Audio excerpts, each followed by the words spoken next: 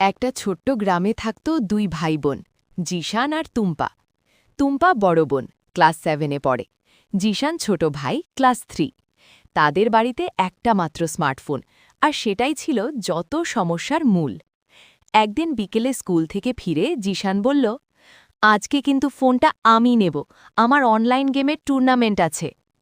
তুম্পা সাথে সাথে বলল, না, আমার নাচের ভিডিও বানাতে হবে, ম্যাডাম বলেছেন কালকে জমা দিতে। দুজনেই ফোনটা ধরে টানাটানি শুরু করল। মা রান্নাঘর থেকে চিৎকার করে বললেন, আবার শুরু করেছ তোমরা? কিন্তু কে শোনে কার কথা? শেষে এমন হলো, ফোনটা হাত থেকে পড়ে গিয়ে ধপাস করে মেঝেতে পড়ল। স্ক্রিনে ফাটল। দুজনেই চুপ। জিশান নিচু গলায় বলল, এখন তো কেউই ব্যবহার করতে পারবো না। তুম্পার চোখে পানি এসে গেল।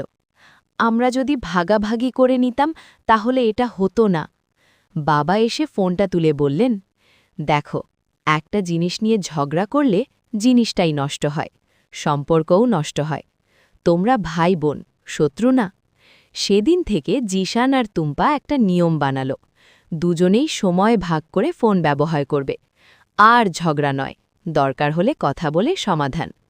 তারপর থেকে তাদের বাড়িতে আর মোবাইল যুদ্ধ হয় না, বরং সন্ধ্যায় দুজন মিলে ভিডিও বানায়, গেম খেলে, হাসি আর আনন্দে ভরে ওঠে ঘরটা।